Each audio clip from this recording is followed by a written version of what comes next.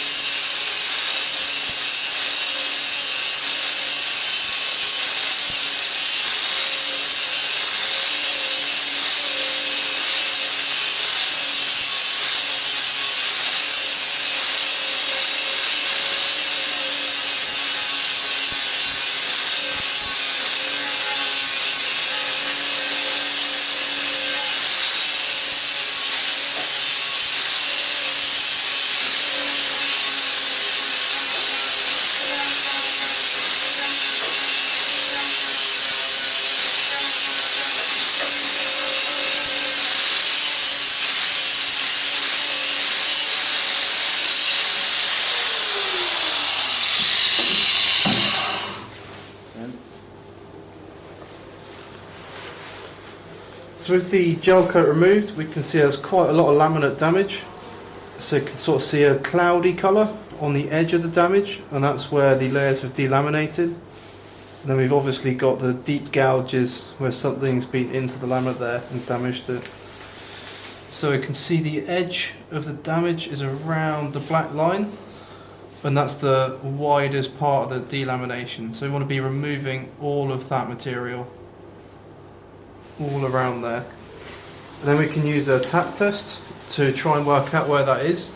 It's quite difficult in this case where there's such a small gap between good laminate and bad laminate. But using a tapping hammer, all you have to do is just tap on the good laminate. You get quite a distinct noise. If you tap on the bad laminate, it's a much different sound. So we can tell by using a tap test where the good laminate is and the bad laminate is. So working across, sounds quite dull. Then as you move into good laminate, the tone changes. So now we know where the damaged material is. I'm going to start by grinding out in the middle just to see how many layers we're looking at, and therefore how far out we start to put our staggers in. So grinder, flappy disc, grinding PPE, remove damaged material, see how deep it is, and then go from there.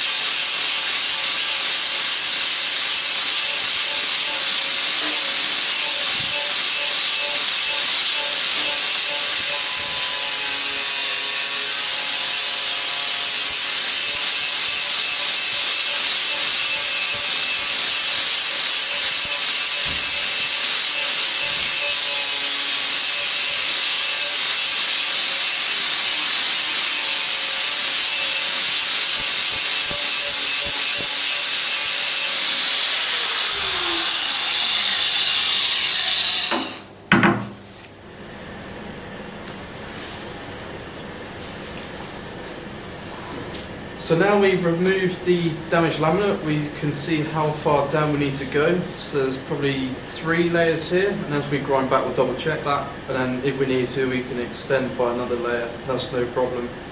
So we'll start by marking out from the outermost edge of the deepest part we've ground. So once again I'm going to start with the gel coat, and that way we can also see if there's any other further damage in the vicinity, and then from there work through our layers. So going with 3 layers to start with, so if we say that the edge of our deepest part is about there, we'll measure from those lines and that will give us our area to grind out. So 3 layers at 50mm overlaps gives you 115 from each side. So up to 150, 150 and 150. So similar to the trailing edge on the sandwich panel, we're not going to wrap around to prevent getting any voids. Even with a good vacuum, you've got a chance of the laminate getting an air void in the trailing edge. So we're going to laminate up to the trailing edge again. So just using a ruler, I'm going to roughly mark out where we're going to be grinding. It's only rough because it's just the gel coat.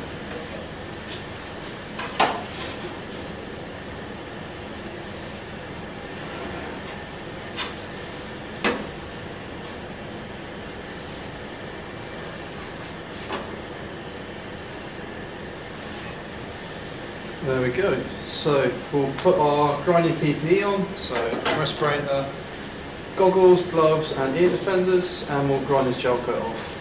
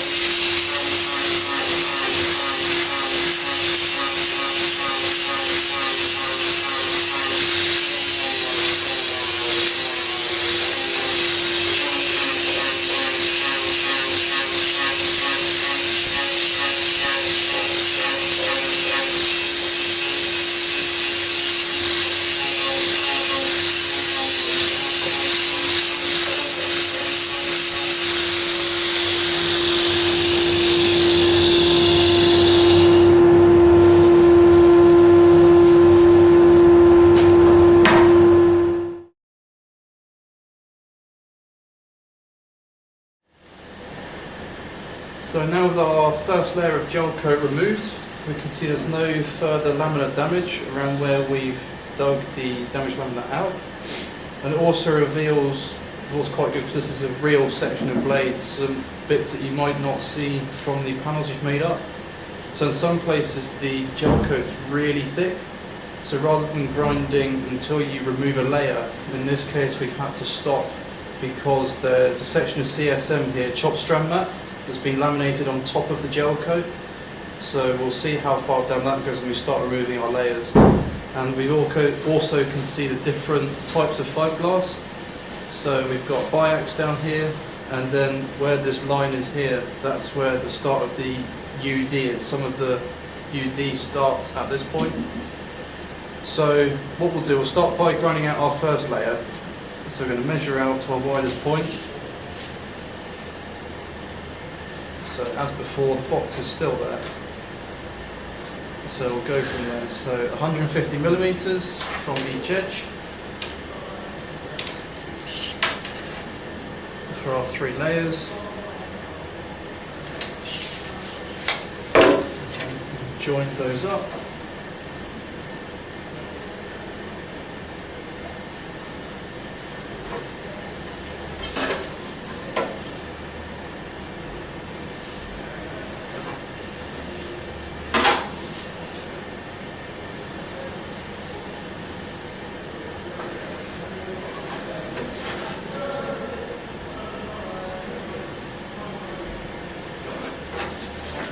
There we go, and then we'll take that layer out and see what we get.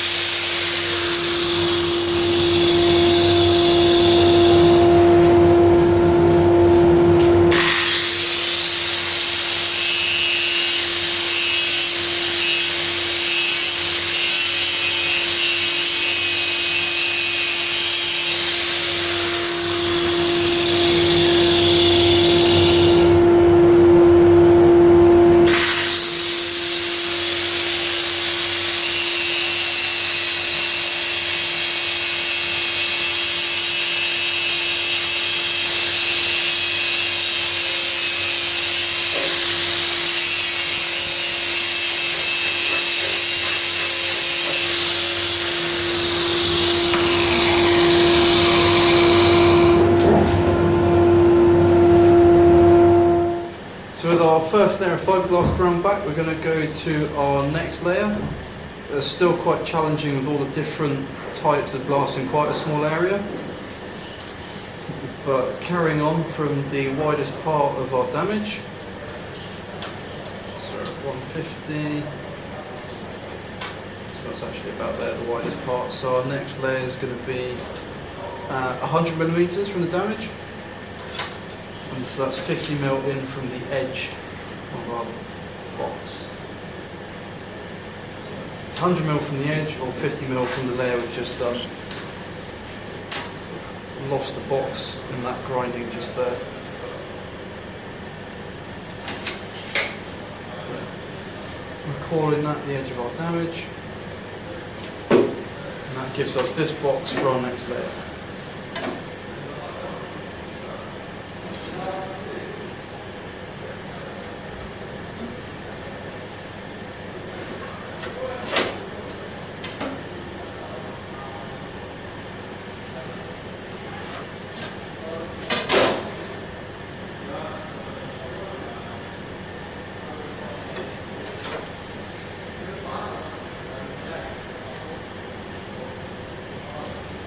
So that marked out, we'll get our PP on again and carry on grinding.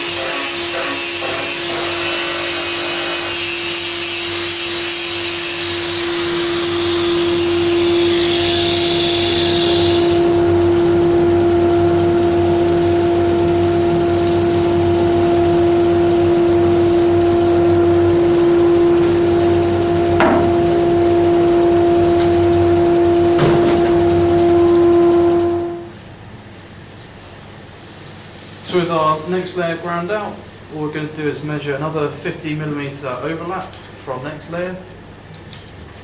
So 50mm from the edge of where we've just ground to, 50, 50, and 50. So once again, just going to join them up, and then we'll grind out this box.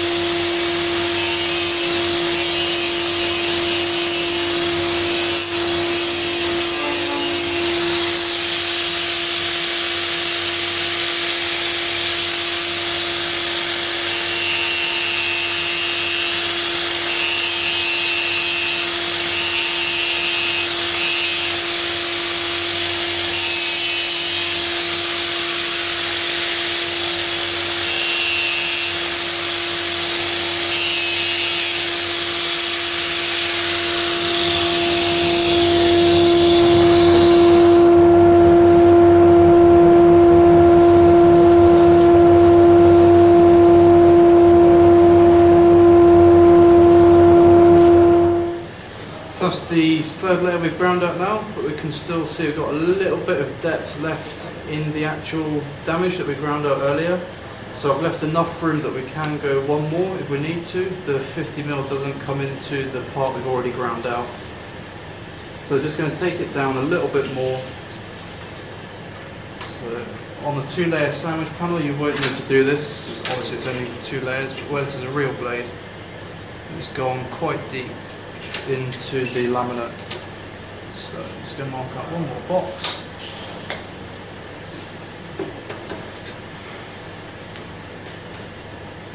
Square that up.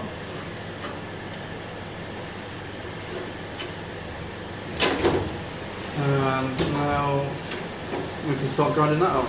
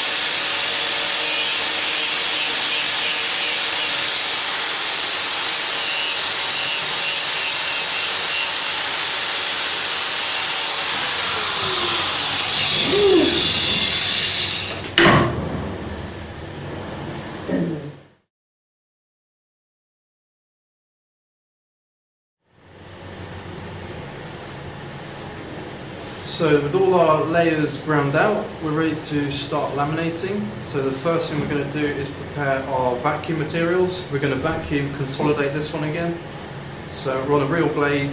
This is a structural part of the blade. We've got UD fibres, so it's really important to get all our layers consolidated, get a good ratio of resin to fiberglass to make sure our repair is as strong as possible as it will be carrying load. Now we've prepared the blade for laminating. We've prepared for the vacuum as well. We put our tacky tape down and the flush tape. Just need to protect that before we actually start laminating with masking tape. We've got all our equipment ready. We've cut our fiberglass. We've got our rollers, the resin. We're using epoxy resin again. We've got some isopropyl alcohol to clean the blade, and then our vacuum bag for the vacuuming. So once again, we're looking at how much resin we're going to need in this lamination. So very quickly, got the sizes of the layers here. So we're going to do the same thing done before, work out the total area of the fiberglass we're using. We know the weight of the fiberglass, we're going to look at the ratio of fiberglass to resin, and then from that be able to work out how much resin we need.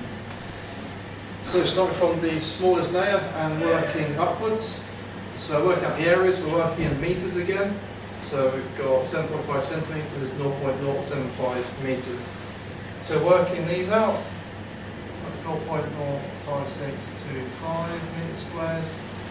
Next one is 0.021875, 0.048125, and 0.084375. All quite nasty numbers, but they add up to 0.16 meters squared. So that's our total area of fiberglass. And we know that the weight of the fiberglass we're using, 600 grams per square meter.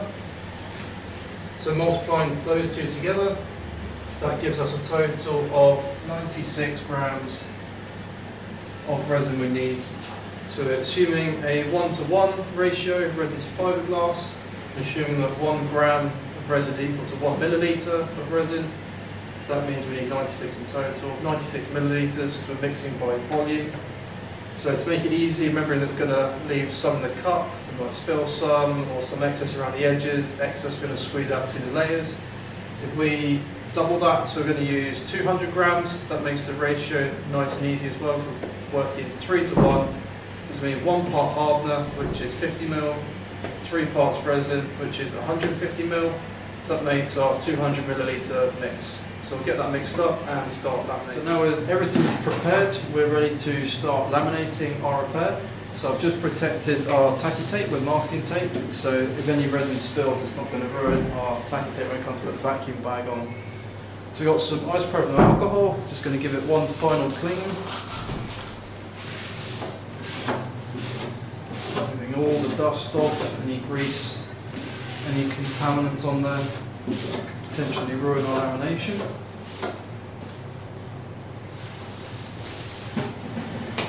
Now we're going to start mixing our resin. So as we discussed before, we're going to use a 200 milliliter mix, 3-to-1, so 50 ml hardener, which we're always going to measure first. Then into that we'll pour 150 milliliters of resin. So with our cup, it's not the most level surface.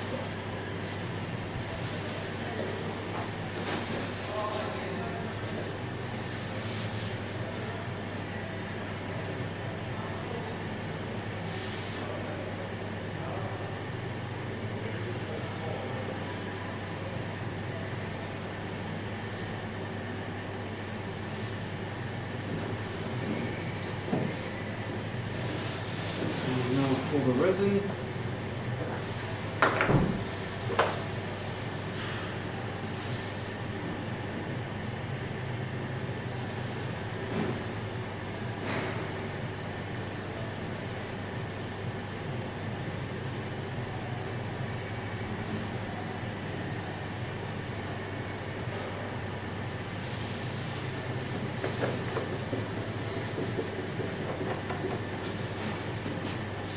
So in that one I poured a bit too much hardener in, so all I've done is just make up the extra with resin. What you don't want to do is make up a mix pour too much hardener in and then just make it up to 200 anyway.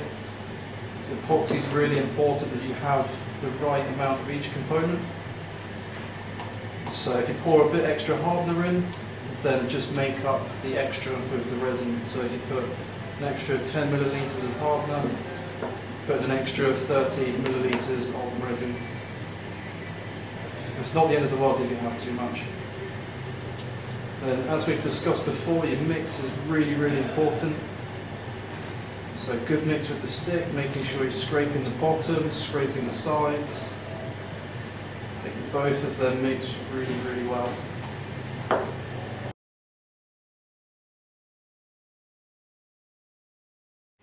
Another thing to note with the epoxy resin is the compatibility of it. So epoxy resin can be used on any blades, whether made from polyester resin or epoxy resin, but you can't go the other way. So if we were to use polyester resin, that has to be used on a polyester blade. So it's important to know which kind of blade you're working with before you start laminating. So I know that this one here came from an LM blade, and they're made from polyester.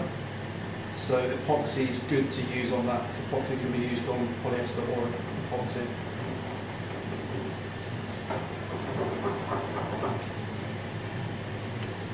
That's a really good mix there. So get rid of the mixing stick. And we're ready to start laminating. So fluffy roller.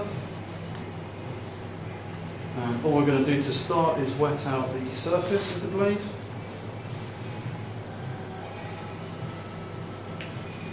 That a nice coating.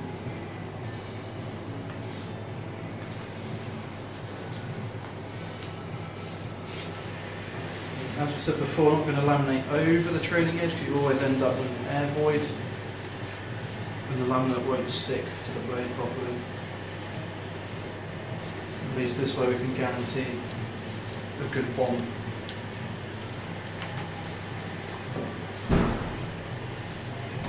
So, first layer on. Line that up, sit that in the hole. Gently press it in. Resin over the top.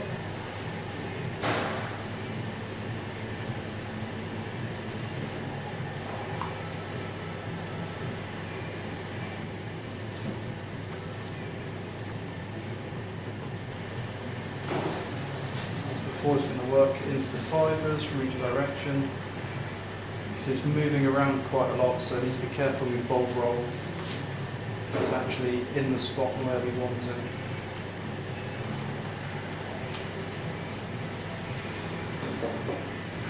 So, quick bit of bulb rolling. Just going to push out any resin from that bit.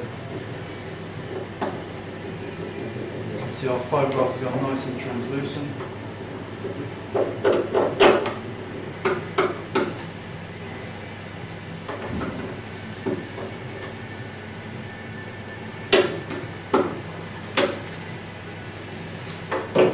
First one, so on to the next one. Gently place that where we want it.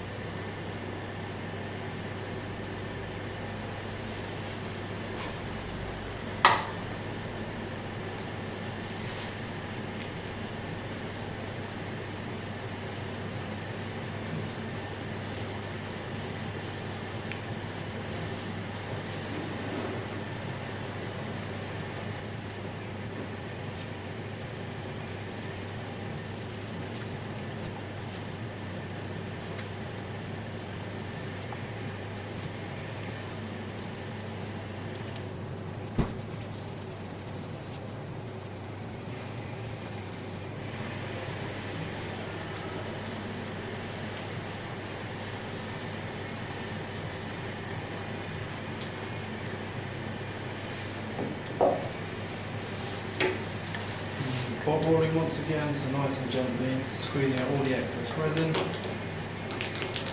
can see coming out there from the top. Being careful to keep the layers where we want them.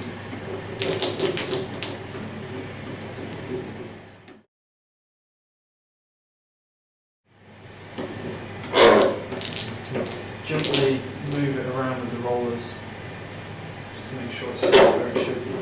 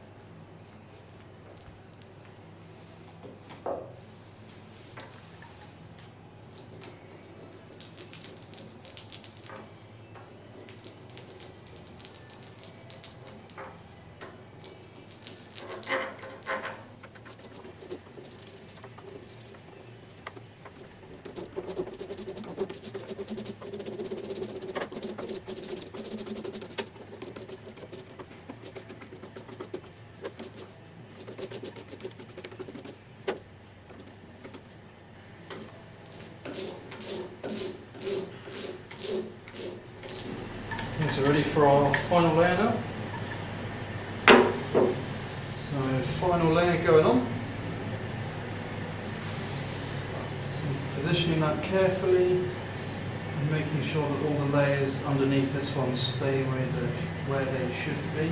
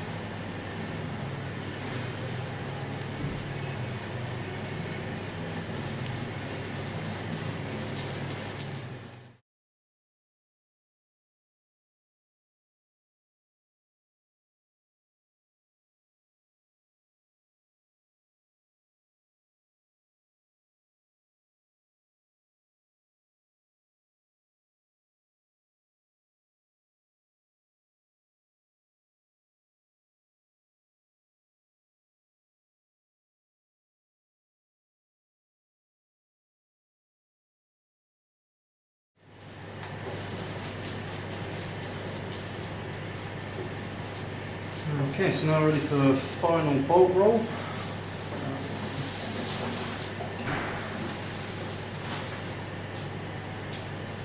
So that last layer is slightly distorted, so use the bolt roller to push it back into shape.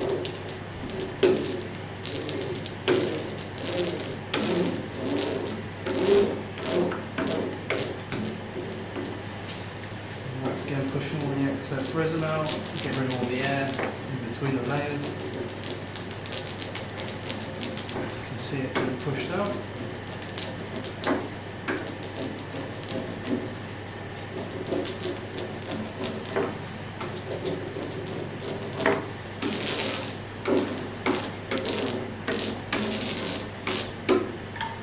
There we go, that looks good. So we're now ready for our peel ply.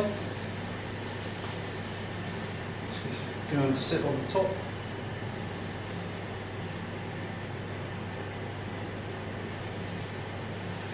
Making sure there's no big bubbles in there.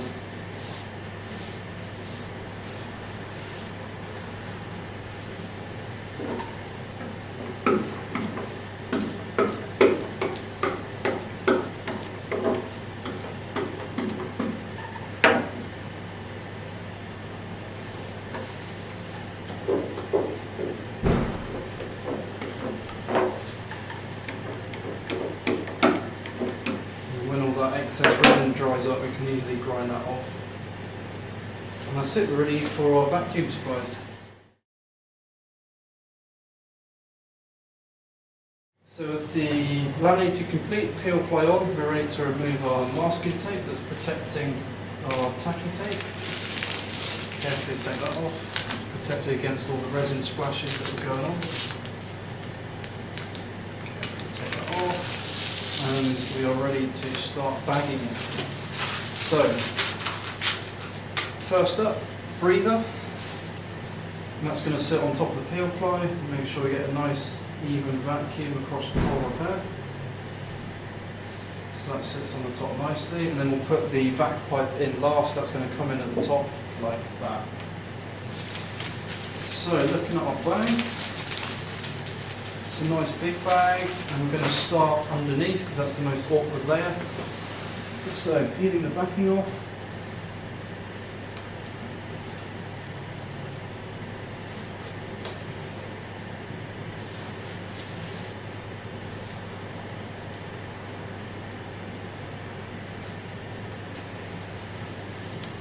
Put that back to halfway. So put the pleat in.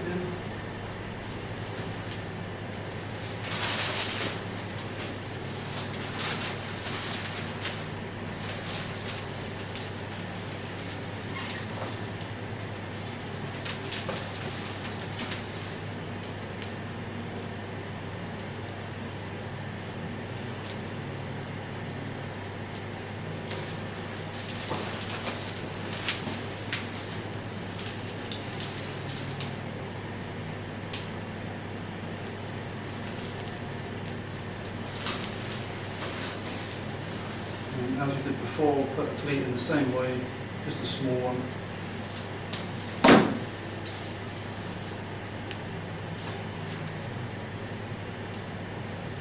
So,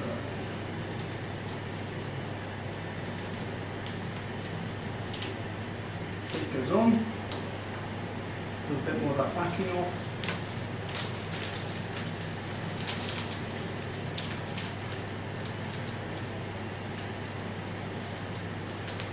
The bag goes over the pleat, making sure it's got a good seal.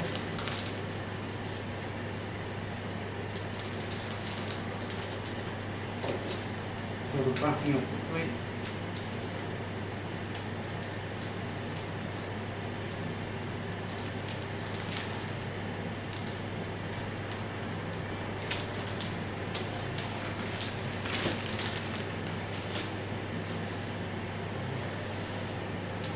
Just a small fold in the bag. That's all we need. Squeezing that, working up the pleat, making sure there's the least amount of creases in the bag as possible, and then continuing on to the end.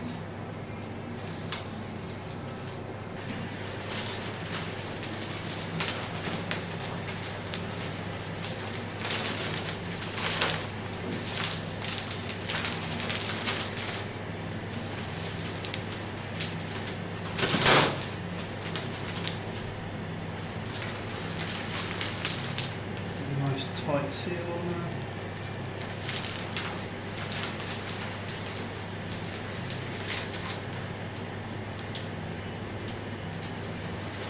So that looks good. And the pleat about halfway up the sides as well. It's a slightly awkward shape. So put a little one in there. A little bit of tacky tape. Okay, we don't have much bag left over, so it's only going to be an inch or two. So, pleat on, tape.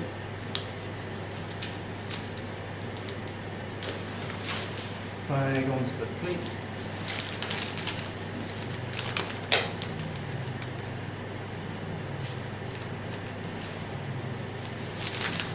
Backing off the pleat. And then just a little fold in that, just give us some slack in the bag. All the way to the base, push that closed really nice and firmly. And we're going to carry on up to the top.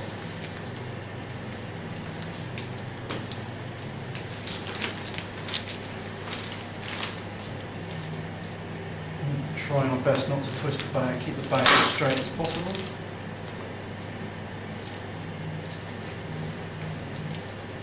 So that's that side done, so we'll do the other side. backing off to halfway, trying to keep the bag as straight as possible, keep all the creases out. Once about halfway, a little bit of tape.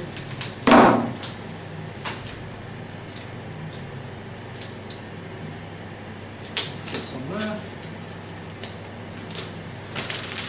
Bag over. Again, keep it as straight as possible. It's not easy, but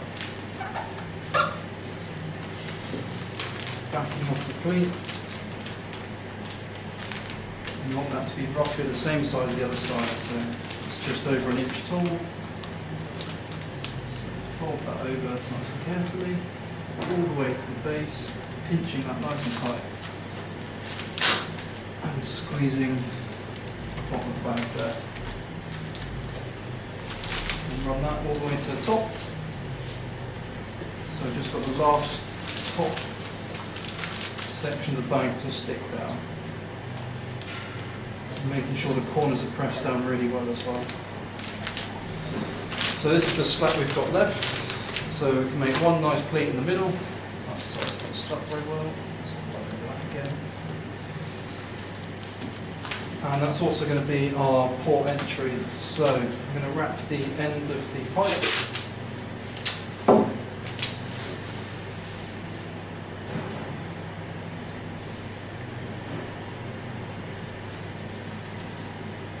Stop resin entering our pump, and in addition to this we've got the catch pot as well before the pump. So that's going to sit somewhere about there. So tape backing off, I'm going to wrap a little bit around the pipe where it's going to sit on the tacky tape. So just a little bit of tacky tape around the tube, and that's going to sit there. So that's now on the tape in place, and that's where our pleat's going to be. I'm just going to use two little bits just to hold it down on the blade.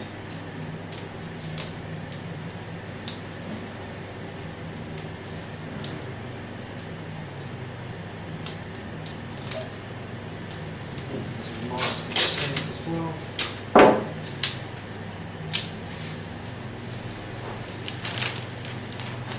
So working the bag along.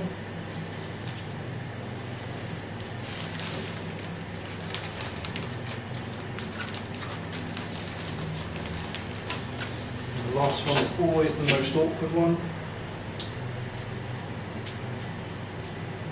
So you want enough length on your pleat to be able to take the rest of the slack out. So pick which way you're going to go. So I'm going to go this way. So the base of the pleat is going to be on the pipe.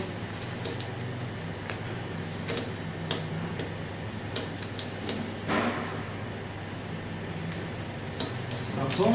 So I'm going to work right to left. So pushing up the base of the pleat, really pushing that in well. And lining the bag up as squarely as possible. Pushing that all the way up.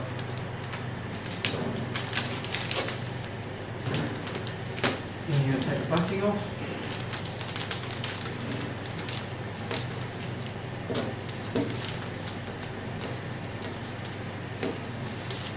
Now, as it's the last one, you want all of the slack to come out the bag. So you're going to work along from the other side. Squeezing it, keeping it straight as possible. Then you want to start making that fold in the top. So working on the other side, keeping that pleat apart if you can with your other hand. So up to the base of the pipe now.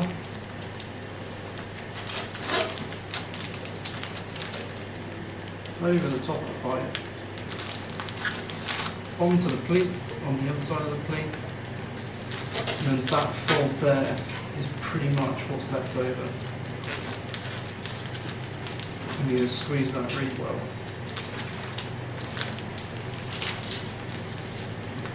And that should now be relatively well sealed.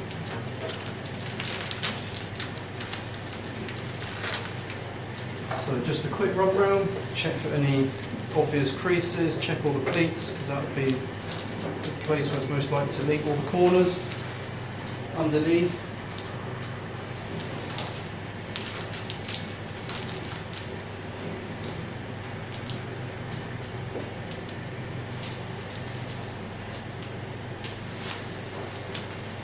And then I'm just going to turn the pump on.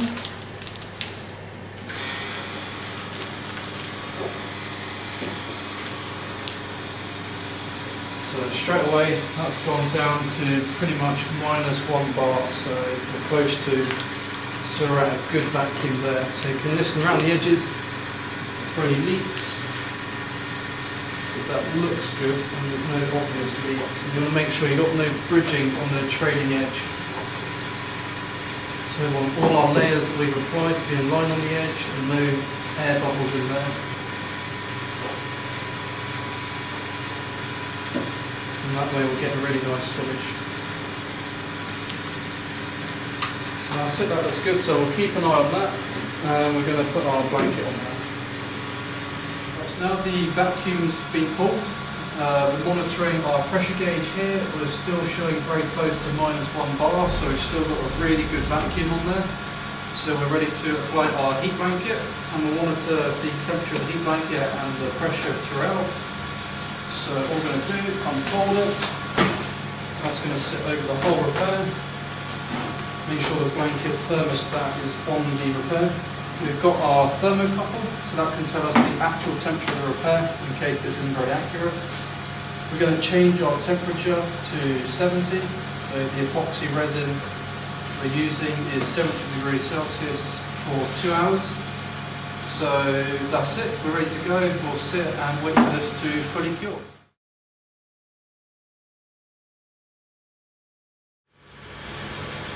So the blanket's been on our repair now for 2 hours at 70 degrees, so the laminate should be fully cured.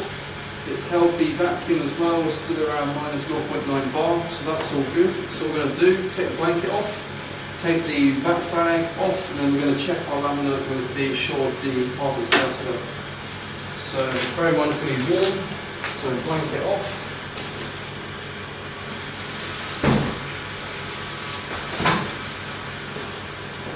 Move our thermocouple out of the way. We're just going to turn the pump off and then remove the vac bag.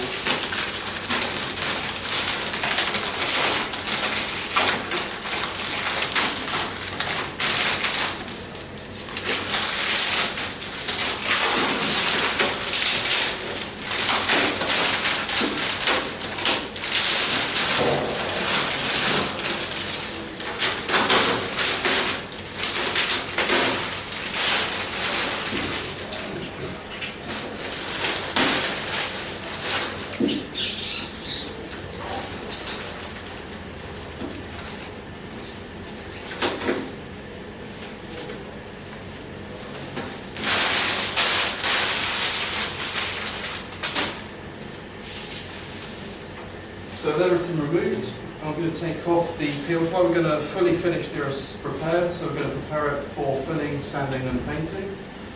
So I'm just going to take the peel foil off.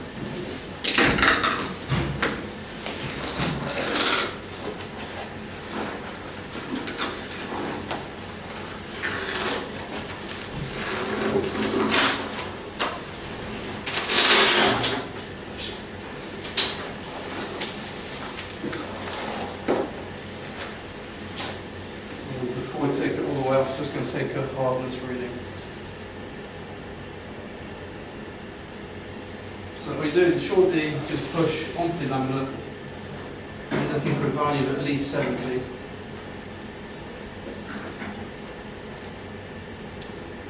And on this one we've got 80.5, so that's all good.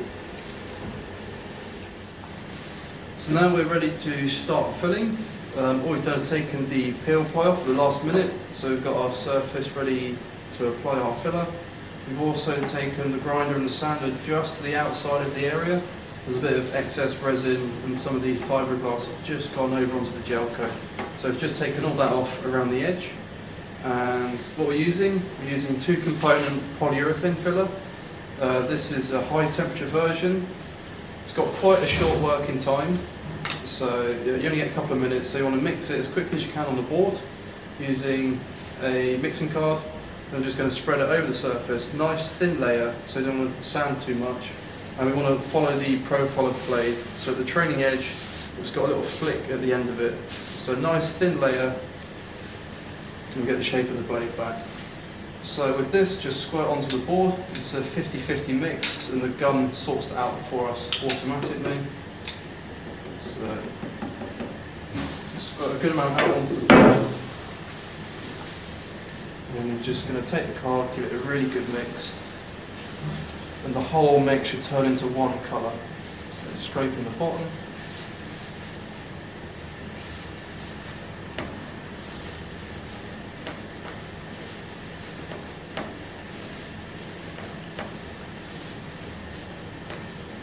So there we go, that's all uniform there. I'm just going to start laying that onto the repair.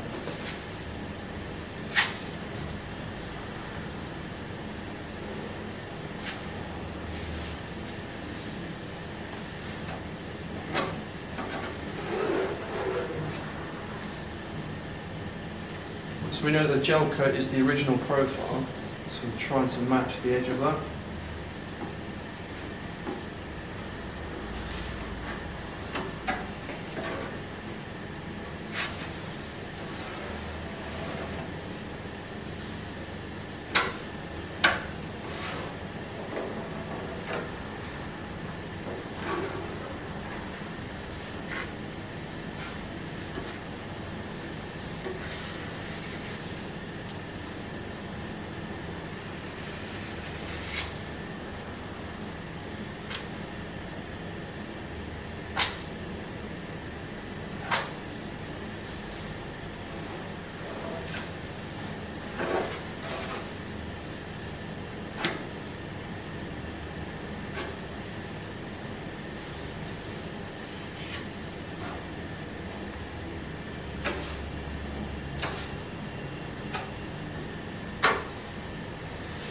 Cool, so that looks good for the first coat, so I'll let that go off. It takes about 40 minutes in this temperature to go off, ready for sanding.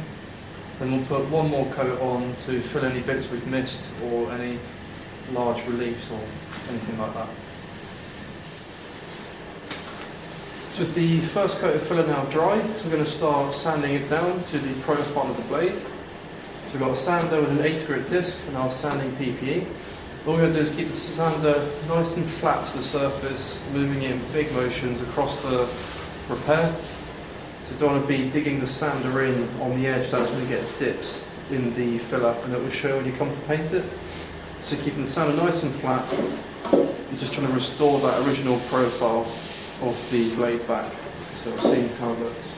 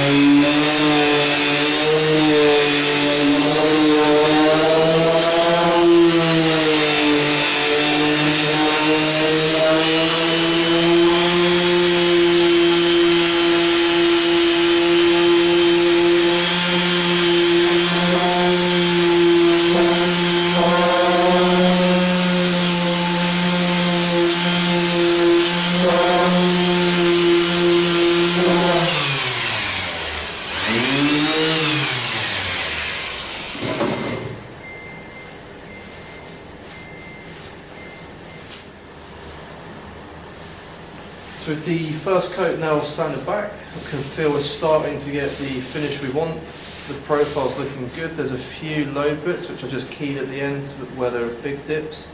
There's a big dip, or a little bit of a dip there as well. So we're going to use our second layer of filler to target those areas we need them. So when you do it for real and you can feel it on your fingers running along, you'll feel any low spots or high spots or anything like that. So first thing we're going to do, isopropanol alcohol,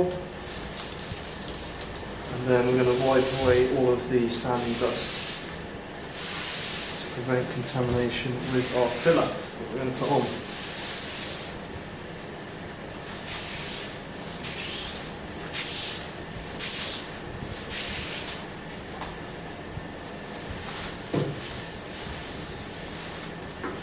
So same again, going to use the 2-part red filler, so a couple of pumps, and it's a case of mixing that really well until we get that one colour again.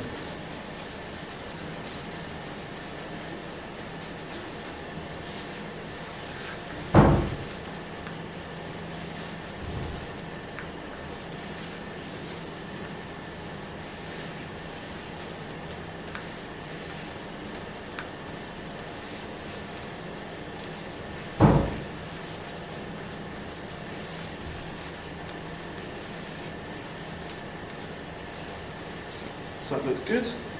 So on to the repair. So same as before, nice thin skin, that's going to get rid of any minor defects, and then you can target the areas that needed the thicker filler.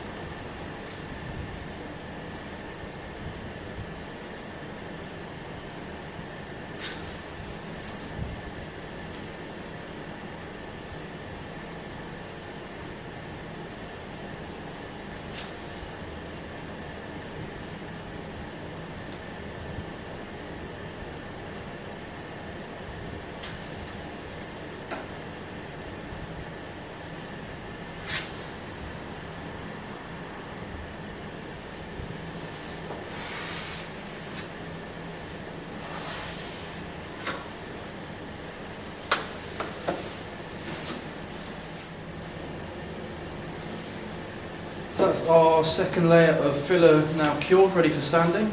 So we'll sand this back to the blade profile, and then hopefully that will be ready for its top coat.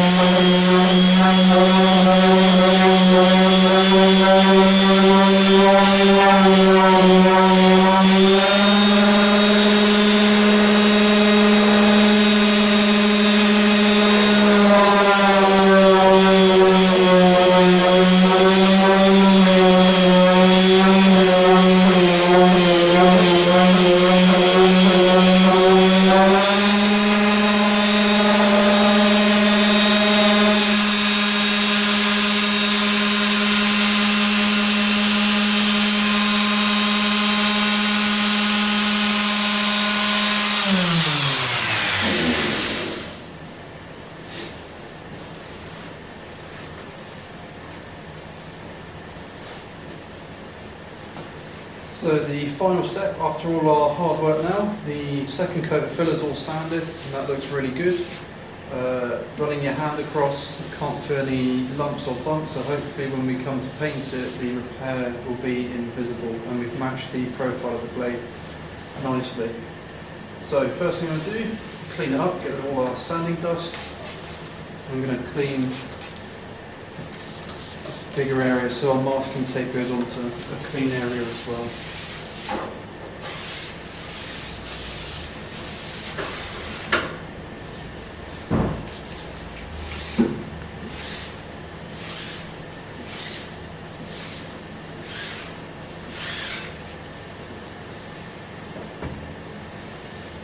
So just masking the area up. I'm going to go a bit bigger than the repair, just to cover any fresh gel coat or any really thin bits of filler. So once this filler dries in the sun, it goes a dark orange. It's good to cover all of it. And any exposed laminate as well. So the laminate has been exposed there, so I'm going to mask up to here.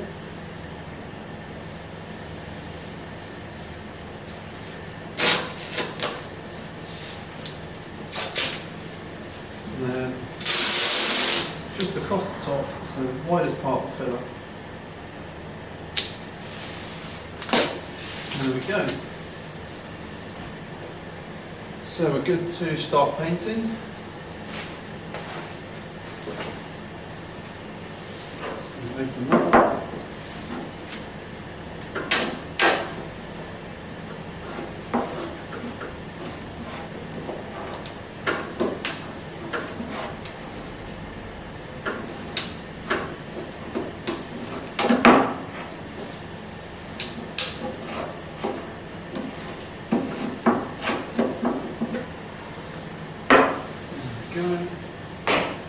So in another video we calculated how much paint we'd need, but we're not going to do that in this case. We could do, but in reality just going to take it from the tin and just roll it out until you've got the required thickness.